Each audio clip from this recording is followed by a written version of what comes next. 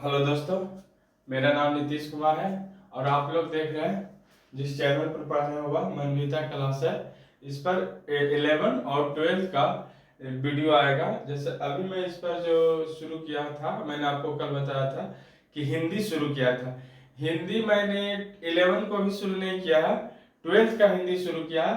तो मैंने बताया था कि 12 का हिंदी क्यों शुरू किया है, क्योंकि 12 का जो एग्जाम का जो फाइनल एग्जाम का जो डेट है लमसम 3 से 4 महीना बच रहा है। इसलिए मैंने 12 का हिंदी मैंने अपने एप्लीकेशन पर, मैं जहां पढ़ाता हूँ वहां मैं पढ़ा चुका हूँ।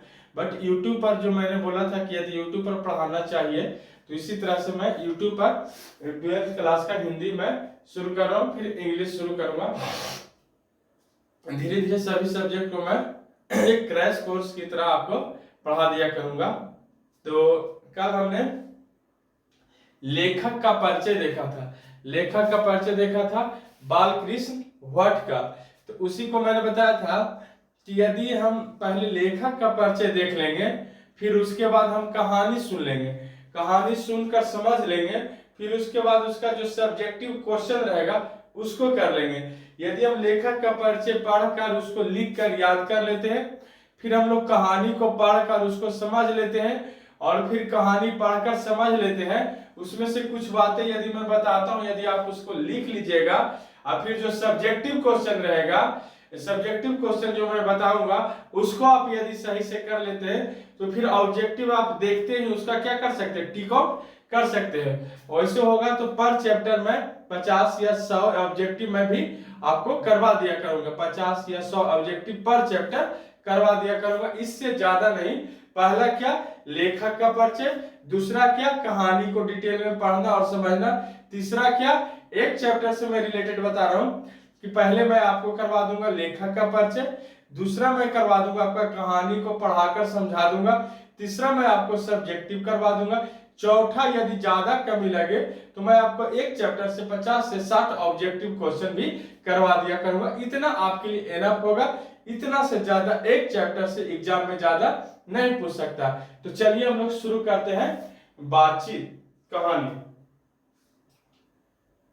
ये देखिए बातचीत कह रहा है कि कहानी है कि इससे तो सभी स्वीकार करेंगे कि अनेक प्रकार की शक्तियां जो वरदान भांति ईश्वर को मनुष्य ईश्वर ने मनुष्य को दी है, उससे वाक् शक्ति भी एक है। यदि मनुष्य की और इंद्रियां अपनी अपनी शक्तियों में अविकील रहती है और वाक् शक्ति मनुष्य में न हो तो हम नहीं जानते कि इस गूंगी का क्या हाल होता। सब लोग लूंज पूंज से हो मानो कोने में बैठा दिए होते, और कुछ सुख दुख का अनुभव हम अपनी दूसरी इंद्रियों द्वारा करते, उसे अवाक होने के कारण आपस में एक दूसरे से कुछ न कुछ कह सकते हैं।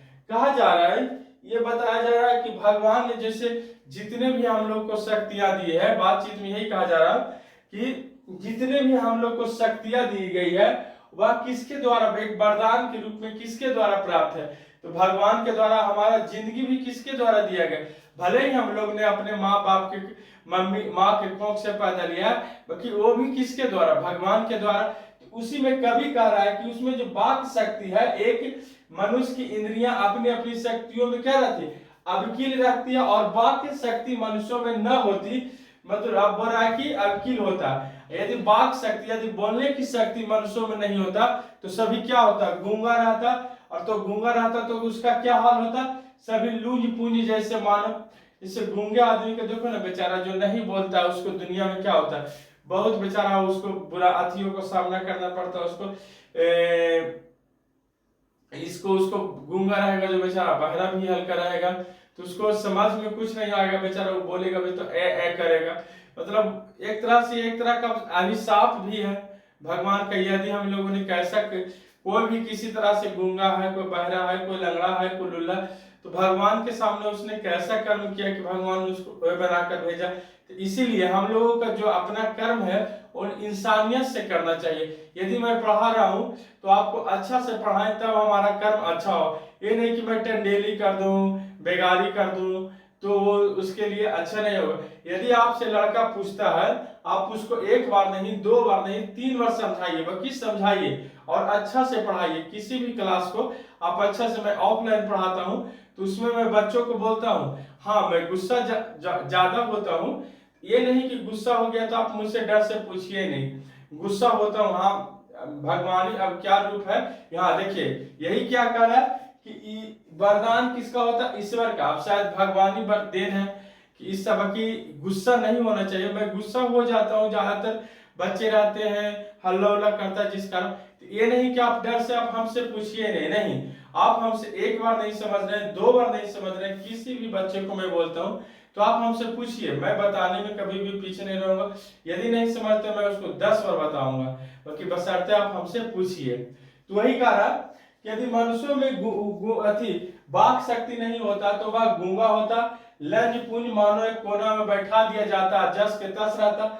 यदि हम अपना सुख दुख का भी अनुभव करते तो कैसे अनुभव करते, कोई छोटा सा कोई भी शरीर का इंद्रिय रहता उसके द्वारा हम लोग क्या करते, सुख दुख का अनुभव करते और अवाक रहते। इस वाक शक्ति के अनेक फायदा है, स्पीच कीर्ता और बातचीत दोनों है। इस वाक शक्ति के अनेक फायदे हैं, हम लोग स्पीच मनु वाक कीर्ता और बातचीत दोनों है, किंतु स्पीच से बातचीत का ढंग ही निराला है। क्योंकि स्पीच जो देता है उससे बातचीत का ढंग क्या है, निराला है। स्पीच जो दिया जाता है अच्छे से बोला जाता है, बातचीत में गाली गलौज जैसा भाषा वैसा किया जाता है, लेकिन स्पीच में वैसा नहीं किया जाता। बातचीत में वक्ता के नाज नखरा जाहिर करने का मौका नहीं दिया जाता है। बातचीत में कैसा भी हो वैसा हम लोग बातचीत करते हैं किसी के साथ। यदि हमारा जीजा है तो उसके साथ हंसी मजाक, यदि हमारी बहन है तो उसके साथ अच्छा से बात करेंगे। तो किसी के भी साथ मतलब गांव घर में तो बातचीत में कोई उतना दिखा नहीं जाता।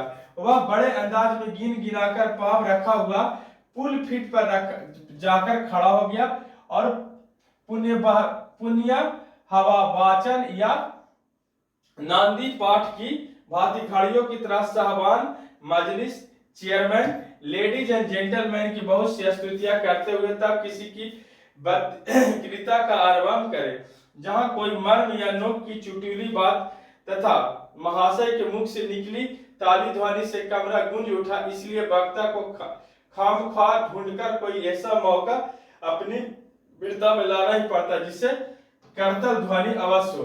मतलब ये सब जितना भी है ना बातचीत के बारे में, जो हमारा वाक्य क्रिया है उसी के बारे में इस पर क्या किया गया, बताया गया।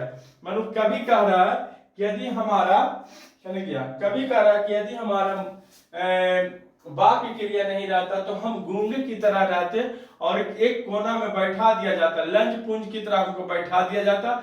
और हम अपने सुख दुख का अनुभव किसके द्वारा करते, तो हम अपने सुख दुख का अनुभव शरीर के किसी दूसरी इंद्रियों से करते। और कभी बोल रहा कि यदि वाक शक्ति का अनेक फायदा होता है, पहला एक स्पीच और दूसरा होता है आम भाषा में बातचीत। तो स्पीच जो दिया जाता है सोच समझकर किसी के बारे में बोला जाता है तो अच्छा सा स्पीच दिया जाता है, और बातचीत होता है तो उसका कोई ढंग नहीं होता। बातचीत हम लोग किसी तरह से कर सकते हैं गांव में, जो अपने दोस्तों के साथ और किसी के साथ, उसका कोई एक ढंग नहीं होता, उसको हम किसी ढंग से बात कर सकते हैं, लेकिन कहीं पर भी कुछ बातचीत में हम लोग कुछ भी बोल सकते हैं। यही कवि कहना चाह रहा है। चलिए हम लोग अगला पेज देखते हैं।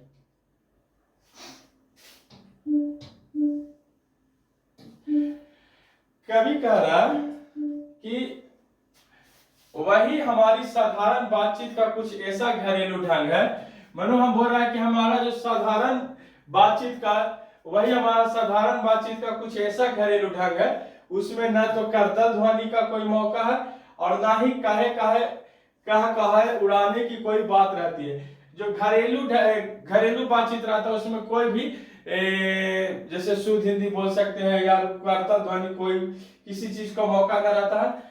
हम दो आदमी प्रेम पूर्वक संपाल कर रहे हैं, कोई चुटीली बात आ गई तो हंस पड़ते हैं। यदि मान के चलिए हम दो आदमी आपस में बात कर रहे हैं, उसी में कुछ हंसी का बात आ गया तो हम लोग क्या करते हैं, हंस पड़ते हैं। या कोई मजाक का बात आ गया तो उसमें हम लोग क्या करते हैं, हंस पड़ते हैं। और मुस्कुराहट से होठों का केवल फड़क उठना ही इसी हंसी को अंतिम सीमा कहते हैं। जब हम लोग हंसते हैं तो हमारा होठ क्या होता है, फड़फड़ाने लगता है, गाल भी किसी का पचक जाता है। जैसे किसी का गाल यदि पचक जाता है तो क्या होता है, यहाँ पर गड्ढा बन जाता है। तो आम भाषा में जब किसी का डिंपल पड़ता है, जिसको कहते हैं गाल को पचकना, तो जब वो गाल पचकता है तो आम भाषा में, गांव भाषा में कहा जाता है कि जब शादी होता है लड़का या लड़की को, तो उसका सास क्या होता है, उसको बहुत ज्यादा मानता है। तो कवि जो कह रहा है कि जब हम लोग हंस पड़ते हैं तो होठों का केवल फड़फड़ाना ही हंसी की अंतिम सीमा होती है। मानो हम लोग हंस रहे हैं तो ये होठ ही जब फड़फड़ाने लगता है तो यही क्या होता है, हंसी का अंतिम सीमा होता है। स्पीच का उद्देश्य है कि सुनने वाले के मन में जोश और उत्साह पैदा कर देना। यदि हम अपने देश, यदि 15 अगस्त 26 जनवरी को हम स्पीच देते हैं तो अपने अंदर एक जोश और एक उत्साह उत्पन्न हो जाता है। यदि कोई मेजर बटालियन को स्पीच दे रहा, यदि युद्ध के समय कोई बड़ा अफसर अपने बटालियन को स्पीच देता है तो क्या होता है, उसमें जोश और उत्साह भर जाता है। यदि कोई कभी राइटिंग लिख रहा है, कविता लिख रहा है अपने देश प्रेम के लिए, तो उसमें क्या होता है, सुनकर जोश और उत्साह पैदा कर देता है। घरेलू बातचीत में मन रमाने का ढंग होता है और उसे स्पीच की संजीदा बेहतर से धक्कों को खाती फिरती रहती है। घरेलू बातचीत हम लोग नॉर्मल बिहेव में करते हैं और स्पीच उससे हटकर होता है। चलिए फिर हम लोग आगे बढ़ते हैं, तीसरा पेज।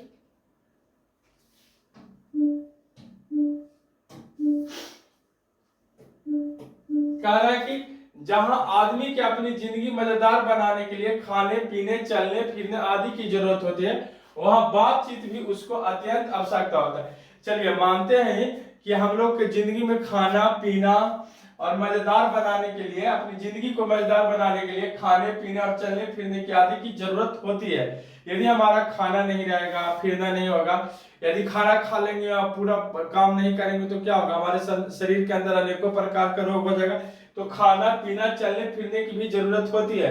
वहीं पर यदि हम बातचीत को भी उसको अत्यंत आवश्यकता समझते हैं, यदि बातचीत नहीं करेंगे, हंसी मजाक नहीं करेंगे तो हमारे हाइपरटेंशन और अनेकों तरह की बीमारियां हो सकती है। तो बातचीत को भी हम लोग क्या कर सकते हैं, अत्यंत महत्वपूर्ण, अत्यंत आवश्यकता है। जो कि कुछ मवाद या धुआं जमा रहता है, वह बातचीत जिसके जरिए भाप बनकर बाहर निकल पड़ता है, चित्त हल्का और स्वच्छ परमा आनंद में मगन हो जाता है। यदि देखते हैं, यदि कोई ज्यादा टेंशन में रहता है तो किसी से बात करके कहता है कि अब मन क्या हो गया, हल्का हो गया। किसी चीज को, यदि कोई आदमी आया उसको कोई चीज टेंशन का बात कह दिया, अब जब तक उसको टेंशन नहीं खत्म होगा, जब किसी से वह बात पूछ लेगा या किसी से वो बात के बारे में बात करेगा और समझ लेगा, तो वहां पर आदमी क्या कहता है, अब मन हल्का लग रहा है। जखनी से बहुत टेंशन तो बकलवा क्या हमको कह के चल गया या बकली क्या कह दिया। यदि आप औरत मर्दाना में भी लड़ाई हो जाता है, हस्बैंड एंड वाइफ में भी लड़ाई हो जाता है, तो आप घर में रहिएगा तो आपको टेंशन होगा, तो आप बाहर गए दोस्तों के पास गए तो बात उत किए तो दोस्त उस समझाया, फिर जाकर क्या होता है, मन हल्का हो जाता है। तो यही कह रहा है कि हल्का और स्वच्छ हो जाता है, तब जाके लगता है कि आनंद मिल रहा है। बातचीत भी एक खास तरह का मजा होता है। यदि जैसे देखिए ना, अभी बातचीत करने का हंसी मजाक तो दूर गया, बातचीत का एक अलग मजा होता है, उसका एक उम्र अलग ही होता है। जैसे अब बताते हैं हम आपको बातचीत का मजा।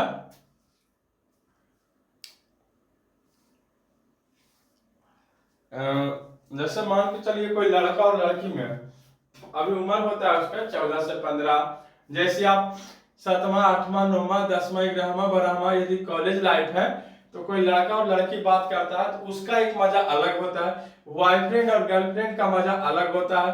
तो उसमें जो देखिएगा ना, साला समझ में नहीं आएगा। एक हमारे पास छोटा फोन है, देखिए अब ऐसे लगा लेगा भाई साहब, लड़का का तो आवाज भी निकलता है, लड़की बोला हेलो, अरे ये हेलो भी नहीं होता, खाली वो ऐसे करेगी हेलो हाँ। मतलब इसी तरीके से भाई साहब 1 घंटा, वो 1 घंटा क्या 3-4 घंटा, और उसमें उसको क्या हो रहा है, आनंद मिल रहा है। उधर से लड़का भी बोल रहा है, तो लड़का का तो आवाज आता है बट लड़की का आवाज नहीं आएगा। वो बकलिया उसी बोल रहा है हाँ। इधर से भाई साहब बोल रहे हैं खाना खाया कि ना, क्या चीज खाई, सोई कि ना, मतलब कौची मतलब लफड़ा में पड़ जाइएगा ना तो एक लंबा सा लफड़ा जाएगा। अब पता चला साला 1-2 साल के बाद ब्रेकअप हो गया, लड़का गया पगला, लड़की लेके फिर दूसरा के साथ सेटिंग। तो ये सब जो होता है ना, तो इसी का एक अलग मजा होता है, बॉयफ्रेंड लड़का का मजा। कितना तो अब शादीशुदा होके भी कोई को किसी दूसरे से बतियाते रहता है। तो ये सब का भी यही बोला जा रहा, उसका मजा एक अलग आता है, बातचीत का अलग मजा आता है, एक खास तरह का मजा होता है। जिसको बातचीत करने का लत पड़ जाता है वही बोल रहा है कि लड़का लड़की बॉयफ्रेंड वाला या किसी से भी जीजा साली वाला बातचीत करने का लत पड़ जाता है, वह उसके पीछे खाना पीना भी छोड़ देता है। ये देखो पूरा चीज जो कभी कभी बताओ अभी कहाँ कितना साल पहले लिखे हैं, 1948 में इनका जन्म हुआ है, 1844 में, और 1900 ये भाई साहब 14 या 20 में मर गए। तो ये सोचो कितना साल पहले ये अनुमान लगा कर लिखे कि यदि बातचीत का किसी को लत पड़ जाता है तो भाई साहब वो खाना पीना छोड़ जाता है। ये बकलोलवा बकलोलिया जब बात करते हैं, जो जब शुरू जब इनका मिलन होता है, मतलब डेटिंग होगा, तो दिन भर बात करते रहेंगे। साला देख रहे थे कोई मचान पर उन्हें जाके बात कर रहा है, जिसको शादी हो रहा है।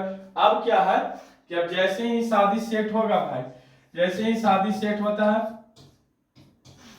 लड़का और लड़की शुरू हो गया बात करना। अब तो जब शुरू हो जाता है तो लड़कियां क्या करता है, लड़कियां तेज होता है, लड़कावा से बात करते करते क्या करता है, तिलक कमा देगा। जहां तिलक साला 10 लाख रहेगा उसको 2-3 लाख कमा देगा। आप जब बात कर रहे हैं तो कहता है चैन न लीजिए ना, छोड़ दीजिए ना, पापा का भी उतना पैसा नहीं है, तो कहेगा चैन काम खत्म। अरे 2 चक्का भी है तो 2 चक्का का भी काम खत्म। तो आजकल ये फायदा हुआ है कि लड़की लोग जो क्या कर रहा है, लड़का से अपना तिलक छुड़वा लेता है, और जो कुछ उसके पिताजी को लगा कि नहीं देने वाले तो रिक्वेस्ट करके लड़का को छुड़वा देता है, भाई साहब छोड़ देते। आजकल ये वाला कॉलिंग के अनुसार ये बात सही हुआ, लेकिन एक पक्ष को हम लोग देखेंगे तो नहीं, दूसरा पक्ष हम लोग देखते हैं तो कुछ इसका अपवाद भी है। बात करने के दरमियान शादी टूट जाता है, कुछ और बातें निकल जाता है, जिसके कारण क्या हो जाता है, उसका गलत प्रभाव पड़ता है। तो हम लोग दोनों पक्ष के लेके चले, फायदा भी है और नुकसान भी है। तो एक पीछे करा कि खाना पीना भी छोड़ देता है, बात करने में अपना बड़ा हर्ज कर देना उन्हें पसंद आता है।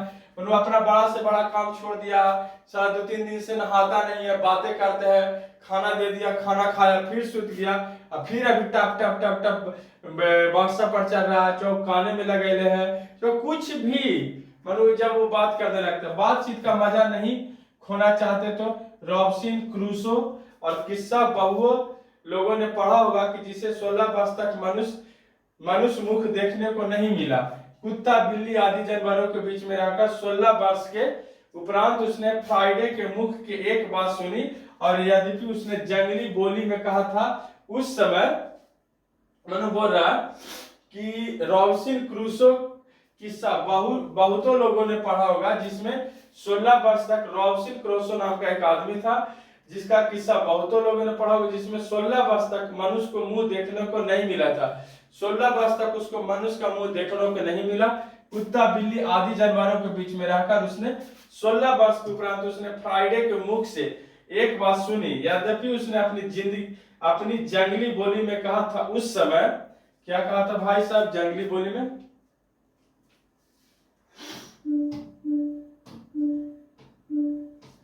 कि रॉबिन्सन एक ऐसा आनंद हुआ मानो उसे एक नए सिरे से फिर आदमी का चोला पाया। 16 वर्ष तक उसने आदमी का चेहरा नहीं देखा, लेकिन 16 वर्ष के बाद उसने बोला तो उसको एक आनंद सा अनुभव हुआ, और उससे क्या हुआ, फिर से लगा उसने आदमी का चोला पहन लिया। इससे साबित होता है कि मनुष्य वाक शक्ति में कहां तक लुभा लेने की ताकत है। यदि हमें 16 वर्ष तक आदमियों से दूर कर दिया जाए, मानव प्रजाति से दूर करके कुत्तों बिल्लियों के साथ रखा जाए, और रोज दिन कुत्ता बिल्ली हमारे पास रहे, वही बोले हम अकेले रहे, तो हमारा जो ये हमारा भाषा रहेगा शायद ना चेंज हो, बाकी चेंज हो जाएगा और कुत्ते बिल्ली की तरह हो जाएगा। जैसे हम 16-18 साल के बाद आएंगे, जब बोलेंगे तो लगेगा अरे साला अब लगा कि हम वहां से भागे तो एक नया जिंदगी मिला, अब लगता है कि हम मनुष्य प्रजाति में आ गए। तो वही वाला रॉबिन्सन को लगा कि अब हम लगता है आदमी का चोला पहन लिया। मनुष्य वाक शक्ति में कहां तक लुभाने की ताकत है, जिसे केवल पत्र व्यवहार कभी एक बार भी साक्षात्कार नहीं हुआ। उन्होंने अपनी प्रेमी से बात करने की कितनी लालसा रहती है, मनु एक बार भी जिनसे केवल पत्र व्यवहार होता है। पहले क्या होता था कि पहले लेटर लिखा जाता था, पत्र व्यवहार। इसमें लेटर का मतलब प्रेम विवाह, प्रेम प्रेम लव लेटर का भी बात किया गया है कि पत्र व्यवहार। तो पहले क्या होता था कि लव लेटर लिखा गया, यहाँ हम लिख कर भेज दिए, लड़की वहां से पढ़ी, फिर लड़की भेज दिया, हम पढ़े। तो इस तरह में क्या होता था कि लव लेटर के द्वारा जो होता था उस व्यवहार होता था। कभी कभी भी कभी एक बार भी साक्षात्कार नहीं हुआ, साक्षात्कार, अरे हम बोले में तो हमारा मुंह फिर फट गया जी। मतलब मिलन उससे कभी एक बार नहीं हुआ था। उन्हें अपने प्रेमी से बात करने की कितनी लालसा रहती होगी। मनु कभी बोल रहा है कि जो लव लेटर था उसी के द्वारा आदान प्रदान हो रहा था, लेकिन दोनों का मिलाप नहीं हुआ था।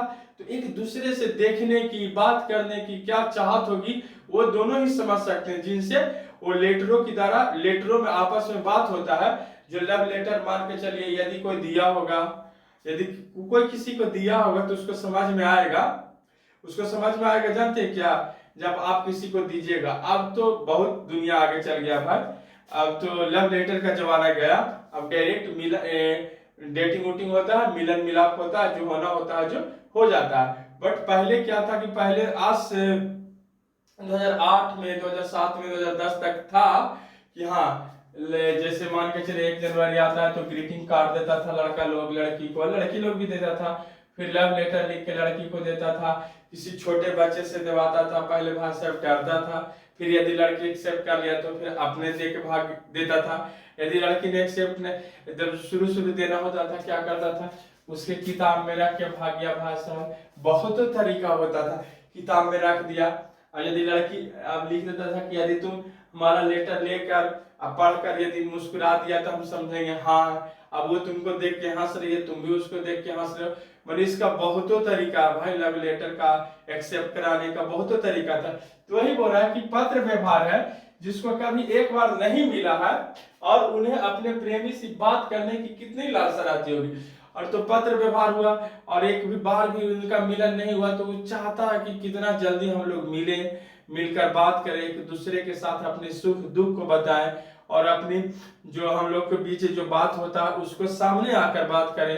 तो उनकी एक अलग सी लालसा रहती है, उनकी एक अलग सी ललक होती है। तो वही बता रहे हैं, आप अपना भी अभियांत्रिक भाव एक दूसरे पर प्रकट करना होता है, और अंदर का जो भावना होता है, जो उनकी मनोदशा होती है, एक दूसरे के साथ क्या करना चाहते हैं, साझा करना चाहते हैं, बांटना चाहते हैं, सभी चीज को बताना चाहते हैं। आप ग्रहण कर लेना अपने शब्दों के द्वारा हो सकता है। सच है, जब तक मनुष्य बोलता नहीं है तब तक उसका गुण दोष प्रकट नहीं होता।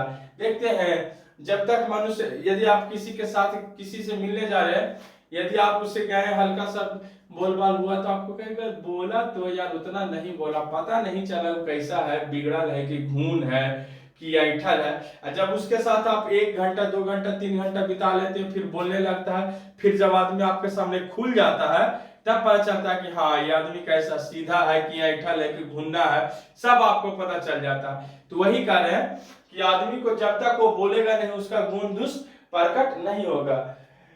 बेन जॉनसन का यह कहना है कि बोलने से ही मनुष्य का रूप का साक्षात्कार होता है और बहुत उचित जान पड़ता है। यदि बेन जॉनसन एक कवि राइटर है या थिंकर है, वो बोलता है कि बोलने से ही मनुष्य साक्षात्कार होता है और बोलने से ही उसका सही उचित जान पाता है कि वह कितना सही है, कितना पानी में है, कितना ऊपर है, और कितना सही और कितना वह गलत है।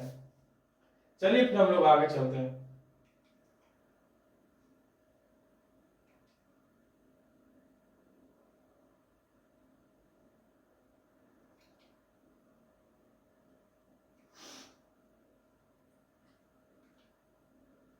चलिए,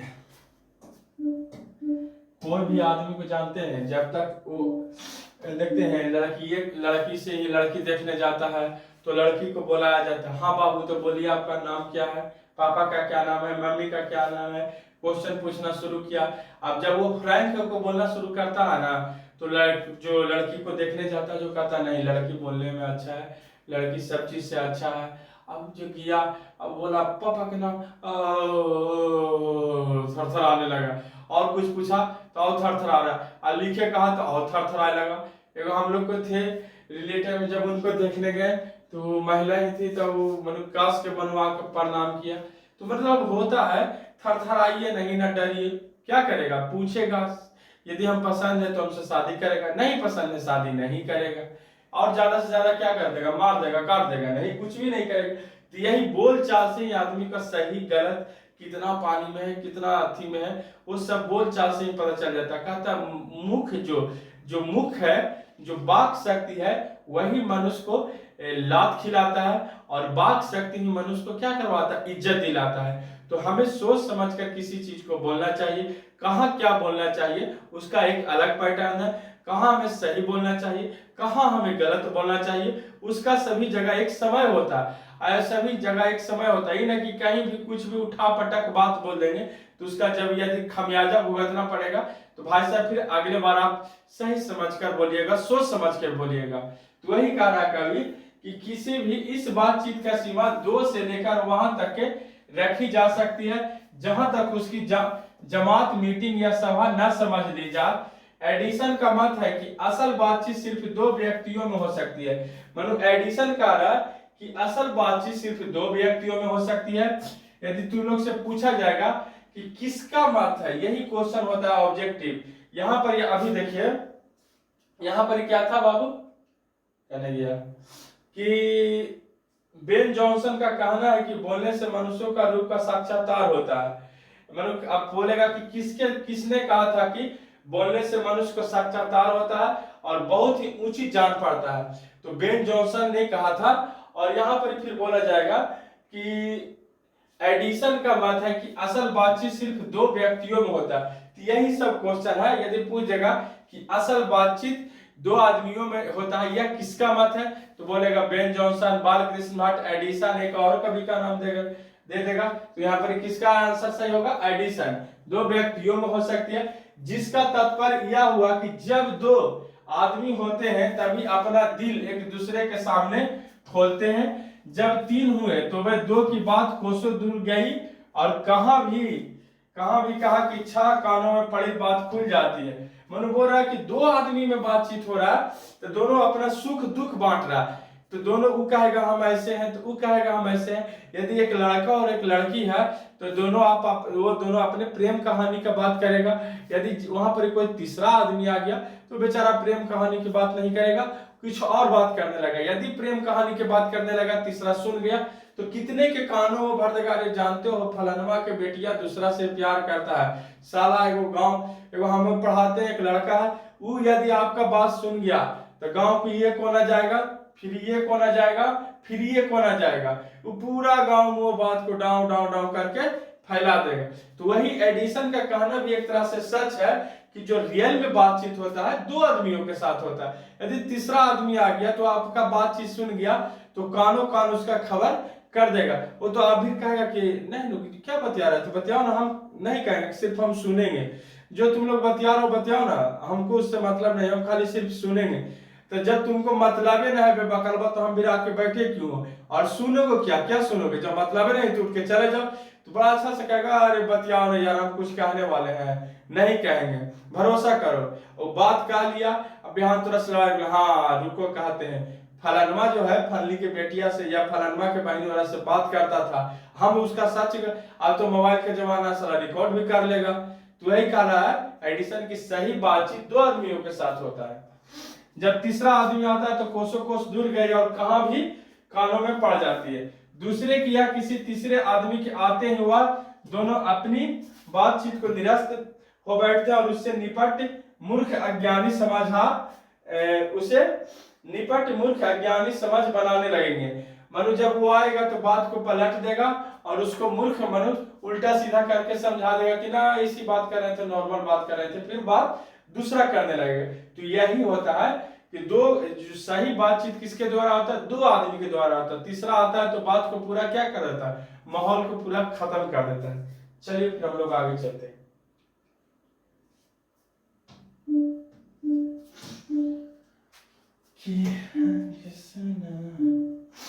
जैसे गर्म दूध और ठंडे पानी को बर्तन में पास पास सटा कर रखा जाए तो एक का असर दूसरे के मुंह जाता है, अर्थात दूध ठंडा हो जाता है और पानी गर्म, वैसे ही दो आदमी पास बैठे हो तो एक का गुप्त असर दूसरे पर पहुंच जाता है, चाहे एक दूसरे को देख भी नहीं तब बोलने को कौन कहे। एक के शरीर की विद्युत दूसरे में प्रवेश करने लगती है। जब बोला जा रहा है कि जब हम दूध को, गर्म दूध को पानी में रखते हैं तो जो दूध का जो गर्म तासीर होता है वह पानी खींच लेता और दूध ठंडा हो जाता है, अर्थात दूध ठंडा हो जाता है। उसी तरह से पानी गर्म, जैसे आदमी बैठे होते हैं वैसे ही दो आदमी पास में बैठे हो तो एक का गुप्त असर दूसरे पर पहुंच जाता, चाहे एक दूसरे को देखे भी नहीं तब बोलने को कौन कहे। मतलब जब दो आदमी बैठ जाता है फिर बैठने का, बोलने का मन न करता है कि दूसरे को कौन बोलने को कहे, लेकिन एक के शरीर की विद्युत दूसरे में प्रवेश करने लगता है। वहां पर जब बैठे रहते हो तो एक का शरीर का विद्युत दूसरे में प्रवेश करने लगता है और पास बैठे का इतना असर होता है, तब बातचीत में कितना भी अधिक असर होगा इसे कौन न स्वीकार करेगा। अरस्तु अस्तु अब इस बात का तीन आदमियों के साथ देखना चाहिए। मनु बोल रहा है पहले दो आदमी के साथ बातचीत करने का होता है तो एक दूसरे में कितना भी असर हो वो असर होने लगता है। मानो एक त्रिकोण सा बन जाता है, तीनों चित्त मानो तीनों कोण और तीनों की मनोवृत्ति का प्रसरण धारा मानो उस त्रिकोण की तीन रेखाएं हैं और गुपचुप असर तो उन तीनों के परस्पर होता है। और तीनों आदमी बैठा हुआ, गुपचुप बैठा हुआ, लेकिन तीनों को मन कर रहा है बोलने का। उस बातचीत की तीनों की गई है वह मानो अंगूठी की नख सी उड़ जाती है। उपरांत जब चार आदमी हुए तब बेतलुकली और बिल्कुल स्थान नहीं रहता, खुल के कानों तक नहीं होगी। जो कुछ बातचीत की जाएगी वह फॉर्मेलिटी, गौरव और संजीदगी लक्ष्यों में सनी हुई होगी। चार से अधिक की बातचीत केवल रमायला कहलाएगी और हम संपाल्प नहीं कर सकते। इस बातचीत के अनेकों भेद है। बुढ़ापे की बातचीत प्रायः जमाने में शिकायत हुआ करती है। मनु देखो बातचीत वही बात आ गया कि दो आदमी होता है जो बातचीत करता है तो वो अपना सुख दुख बतियाता है। तीन आदमी आता है तो इधर उधर का बात होने लगता है। चार आदमी आ रहे हैं तो घाय घूच होने लगा, पांच आदमी आने लगा तो और घाय घूच होने लगा, और बूढ़ा वाला माहौल में आ जाएगा तो गाली गलौज होने लगा। तो यही कह रहा है कि बातचीत जो होता है सिर्फ दो आदमियों के साथ ही सुख दुख बांटा जा सकता है। तीसरा आदमी आया तो उसके साथ नहीं बांट सकता, चौथा में तो आओ घाय घूच, पांचवा में आओ अब बूढ़ा भी जाओगे तो पहले बातचीत करते करते एक दो गाली सुनाऊ देगा। तो यही बातचीत के बारे में बता रहा है कवि। चलिए हम लोग अगला पेज को देखते हैं।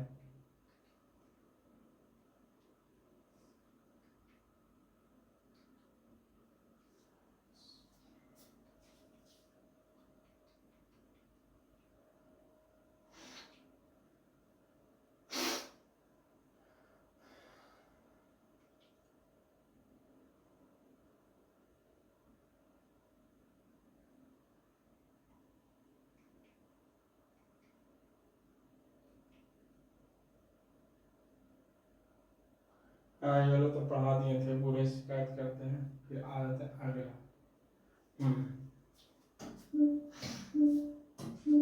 खोजी कारण कि वे बाबा आदम के समय की ऐसी दास्ताना शुरू करते हैं जिससे 4 सच तो 10 झूठ, एक बार उनकी बातचीत का घोड़ा छूट जाना चाहिए। मनु बोल रहा है कि यदि बूढ़ा से बातचीत करोगे ना, शुरू करोगे ना, तो पुराना जमाना के किस्सा शुरू करेंगे, क्या हमारे दादाजी ऐसे थे, साला उस समय का जो अंग्रेज का समय था वो सब पुराने जमाना का बात शुरू कर देंगे जिसमें 4 झूठ बोलेंगे, सच बोलेंगे तो 10 झूठ बोलेंगे। एक हमारे गांव में आदमी है, वो बेचारा खुद ही बोलता है क्या कि हम 100 में से 99 बात क्या बोलते हैं, झूठ बोलते हैं। मतलब वो खुद ही बोलेगा।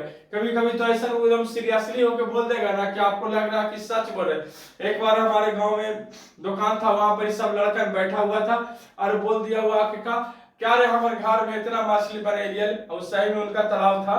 तो बोल दिए क्या रे हमारे घर में इतना मछली बन लिया कि कोई खाए वाला ना है, जो मछली बिगाड़ दी।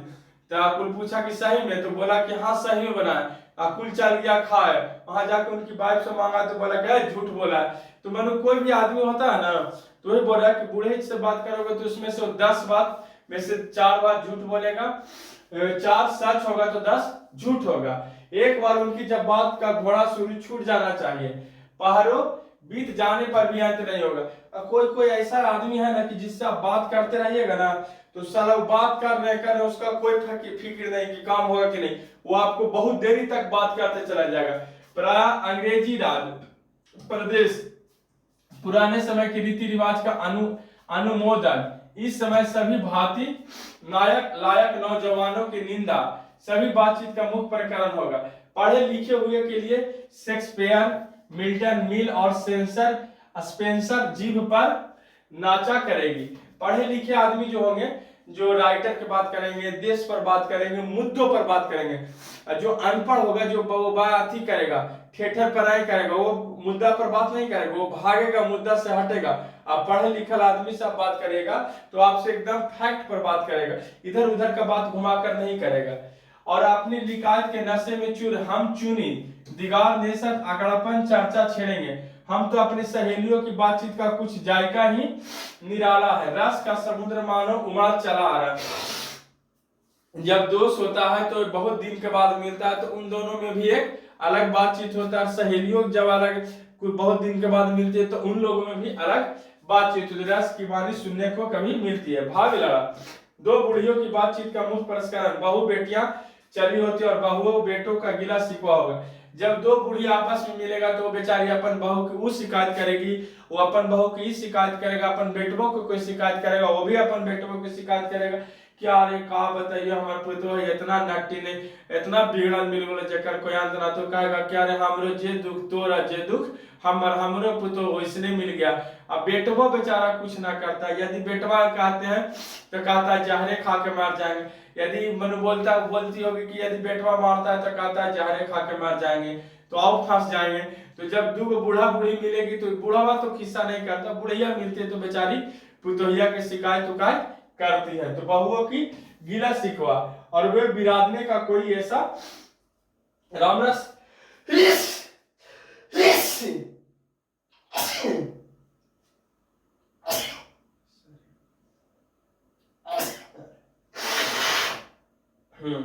करते करते अंत में खोड़े दाद देंगे। तो वही बोला जा रहा है कि जो बूढ़ी रहेगी तो जो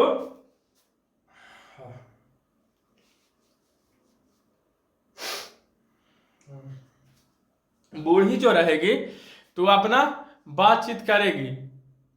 तो जरा सही इधर ही आ गया है जी।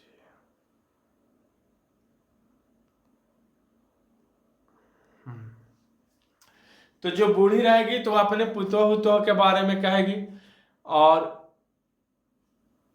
बेटी की कोई शिकायत करता है, बेटी की शिकायत बहुत कम ही करता है, सब अपना पुतोह की शिकायत करेगा। तो चलिए हम लोग आगे बढ़ते हैं।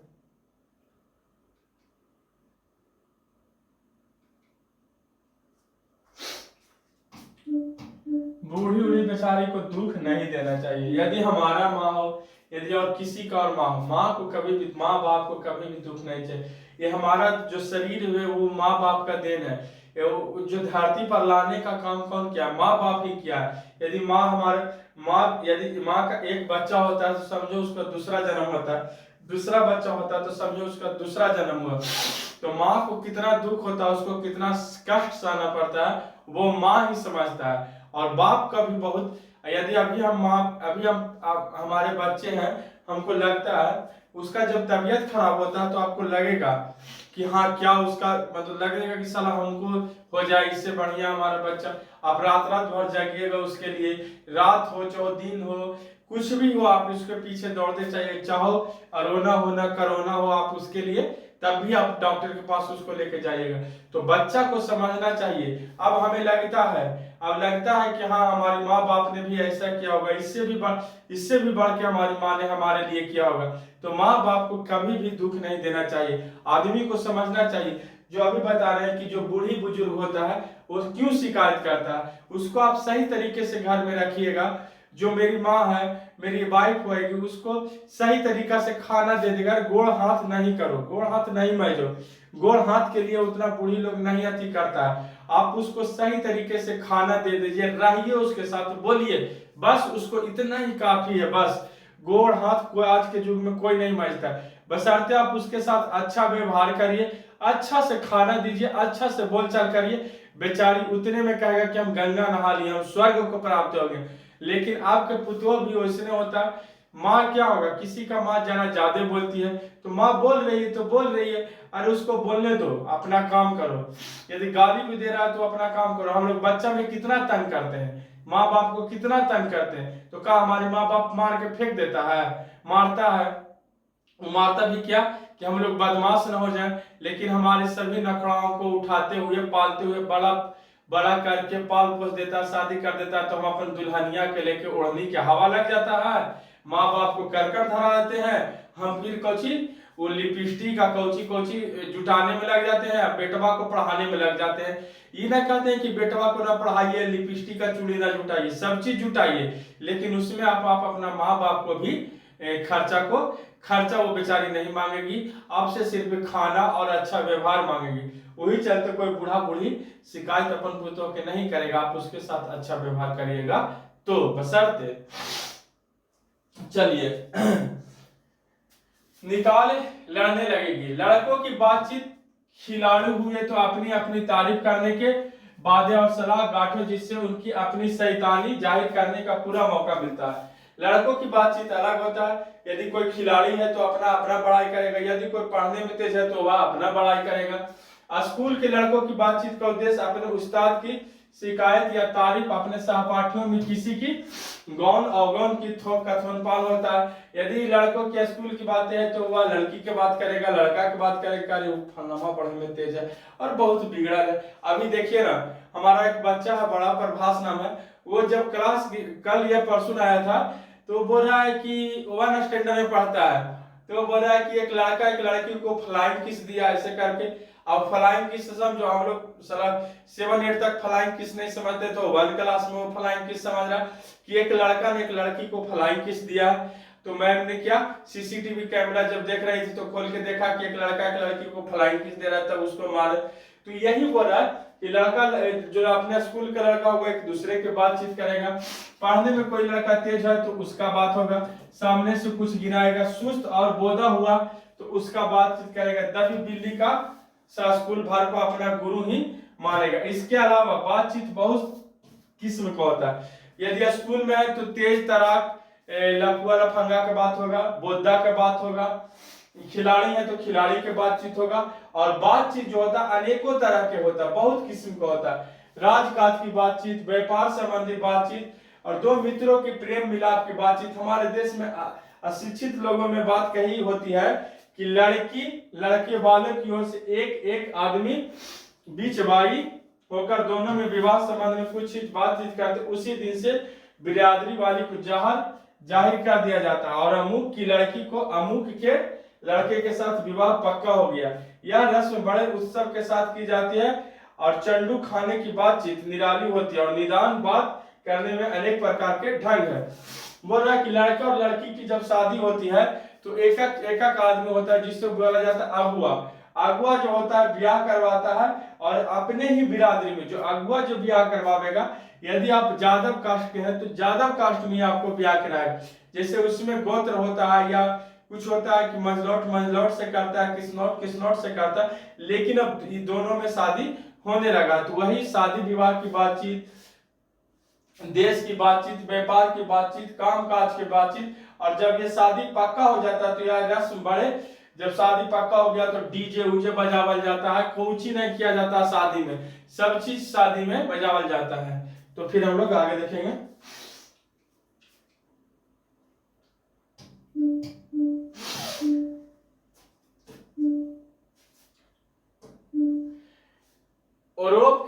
यूरोप है जी, यूरोप है। यूरोप के लोगों ने बात कहने का हुनर है, आर्ट ऑफ द कन्वर्सेशन यहाँ तक बढ़ा है कि स्पीच और लेखो दोनों इसे ही नहीं पाते हैं, इसकी पूर्ण शोभा काव्य कला प्रवीण विद्वान मंडली में है। ऐसे चतुराई के प्रसंग छेड़े जाते हैं कि उन्हें सुन कानों को अत्यंत सुख मिलता है। सुहद गोष्ठी इसी का नाम है। सुहद गोष्ठी की बातचीत यह तारीफ है कि बात करने की लियाकत अथवा पंडिताई का भी अभिमान कपट कहीं एक बात प्रकट न हो जाए। बातचीत करने में की अलग अलग तारीफ होती है, तो उसी में से एक होता है कि लियाकत और अथवा पंडिताई का अभिमान या कपट की बात कही गई है, प्रकट हो। वर्णक क्रम में रसभास पैदा करने वाले शब्दों को बरतते हुए चतुर सयाने अपनी बातचीत को सरस रखते हैं। जो चतुर होगा, तो जो चतुर आदमी होगा या पंडित होगा, वह उसका स्वाभिमान होता है कि हम पंडित हैं, तो उसका बातचीत हर कोई मानेगा।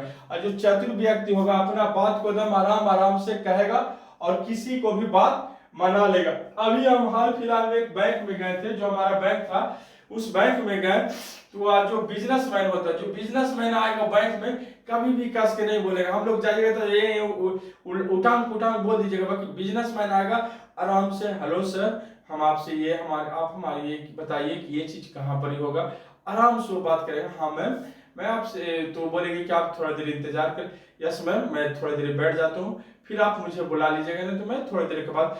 तो उससे लगता है, तो वो क्या बोला कि ये बिजनेसमैन है, देखिए इसको बात करने का कितना तरीका है, ये जानता है कि यदि हम इसके साथ अति करेंगे तो हमारा काम नहीं करेगा और इसका काम जरूरी है, तो ये हमसे अच्छा से और प्रेम से बात करेगा। तो वही बोला जा रहा है कि जो चतुर आदमी होगा वो आपसे अच्छा से बात करेगा, अपना बात को मनवा लेगा, वही बोला जा रहा है। वह हमारे साथ आधुनिक सूक्ष्म पंडित की बातचीत में जिसे शास्त्रार्थ कहते हैं, कभी आवेग नहीं होगा शास्त्रार्थ में, कभी पंडित जी बोलेगा तो आराम से बोलेगा, वो कभी गुस्सा होकर नहीं बोलेगा। मुर्ग और बटेर की लड़ाइयों की झपटा झपटी के समान उसकी नीरस काव काव में सरस संलाप की चर्चा चलाना व्यर्थ है, वरना कपट और एक दूसरे को अपने पंडिताई के प्रकाश के बाद में परास्त करने का संघर्ष आदि रसाभास की सामग्री वहां बहुवाद के साथ आपको मिलेगी। घंटे भर तक कौ कौ करते रहोगे, कुछ भी नहीं होगा। और बड़ी बड़ी कंपनियों, कारखानों आदि में बड़े बड़े काम इसी तरह के 2-4 दिन दिल्ली दोस्तों की बातचीत शुरू कर दिए जाते हैं। मनु बोल रहा है कि कोई पंडित अपनी सरस भाषा से बोलकर कुछ पैसे कमा लेंगे, लेकिन और चीजों को काव काव करते रह जाओगे, दिन भर कुछ करते रह जाओगे, पैसा तुमको नहीं मिलेगा। लेकिन पंडित जी कहीं पर भी जाके प्रवचन या कुछ कथा करवा देगा तो उसको पैसा मिल जाएगा। उपरांत बढ़ते हुए हजारों मनुष्यों की जीविका इसी पर चलता है। यदि कोई 25 नीचे की बातचीत में यदि अनुभव, दुर्दशा और गौरव को पाया जाता है तो उससे दिलबहार और ताजगी रहती है, जिसकी मिठास उसकी 10 गुना बढ़ जाती है। जो आदमी होता है अच्छा से बातचीत करेगा, अच्छा चीज से किसी चीज को समझाएगा तो उसकी मिठास से बढ़ जाता है और 10 गुना उसकी बातों में क्या होता है, बढ़ जाता है। तो वही बोला जा रहा है कि जो दिन भर टांग टाई काम काम करेगा उसको कुछ नहीं मिलेगा। चलिए हम लोग आगे बढ़ते हैं।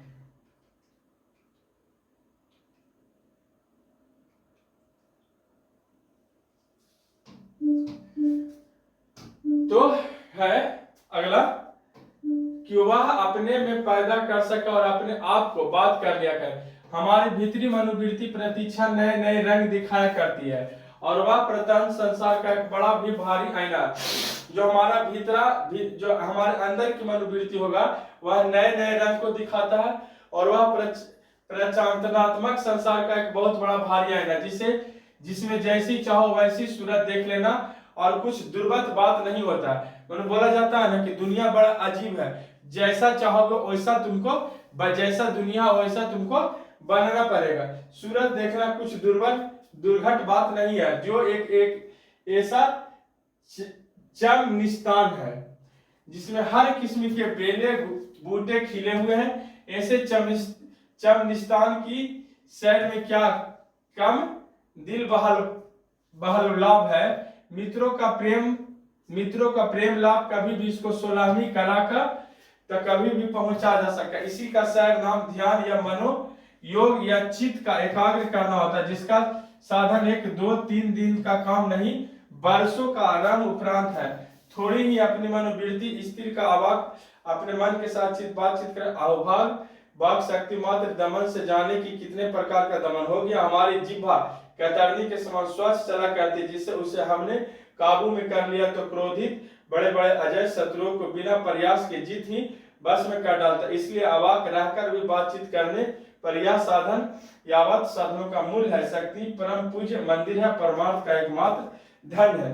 बोला जा रहा है कि कहीं कहीं चुप रह जाना भी बहुत बड़ा आपको जीत माना जाता है। बोला जाता है कि हर चीज लड़ाई से ही जीता नहीं जा सकता। जैसे एक भारत में एक गवर्नर जनरल आया था डलहौजी, तो डलहौजी ने एक ऐसा नीति अपनाया था, बोला जाता है कि डलहौजी ने जितना कलम की मार मार कर भारत को जीता था उतना उसने लड़ाइयों से भारत को नहीं जीता था। तो कहीं पर भी हम लोग को ज्यादा लड़ाई झगड़ा करने से हमें ज्यादा शोभा नहीं मिलता है। हम चुप रहकर और नॉर्मल बात बोलकर भी हम दूसरों को चुप कर सकते हैं और अपनी अति को किसी भी चीज को काम करवा सकते हैं। बोला जा रहा है कि क्रोधित बड़े बड़े, यदि हम लोग क्रोध को काबू कर लें तो बड़े बड़े अजय शत्रुओं को बिना प्रयास किए जीत अपने बस में कर लेंगे। मैंने क्रोध को हम कब्जा अपने बस में कर ले तो बड़े बड़े शत्रु को क्या कर लेंगे, अपने बस में करके उस पर जीत हासिल करेंगे। इसलिए अवाक रहकर अपने बातचीत करने का साधन यावत साधनों का मूल है। शक्ति परम पूज्य मंदिर है और परमार्थ एक साधन है। शक्ति क्या, शक्ति एक परम पूज्य साधन है और परमार्थ एक साधन है। तो चलिए कहानी को हमने समझा भी दिया, पढ़ा भी दिया। तो दो काम हमारा हो गया, एक राइटर का परिचय हो गया, कहानी को हमने समझा दिया और पढ़ा भी दिया। अब तीसरा काम हमारा बच रहा है क्या, आपका जो सब्जेक्टिव क्वेश्चन आंसर आएगा उसको करा देंगे और सब्जेक्टिव के बाद हम आपको ऑब्जेक्टिव करा दिया करेंगे। तो ये हमारा काम रहेगा। एक चैप्टर में हम 4 तरीके से कराएंगे। पहला आपको लेखक परिचय, दूसरा आपको कहानी को पढ़ाएंगे समझाएंगे, तीसरा आपको सब्जेक्टिव क्वेश्चन, चौथा आपका ऑब्जेक्टिव। हर चैप्टर से 50-60 जहां 100 जाता है वहां 100 करा देंगे। यदि आपको वीडियो अच्छा लगा तो वीडियो को आप ज्यादा से ज्यादा लाइक करिए, शेयर करिए, कमेंट करिए। यदि आप चैनल पर नए हैं तो चैनल को सब्सक्राइब करिए और बेल आइकन को दबा लीजिए, जिससे यदि हम नया वीडियो डालेंगे तो आपको तुरंत मिल जाएगा। तो चलिए आज के लिए इतना ही, फिर हम लोग कल मिलते हैं एक नए वीडियो के साथ और एक अच्छा वीडियो लेकर आएंगे। तब तक के लिए जय हिंद, वंदे मातरम।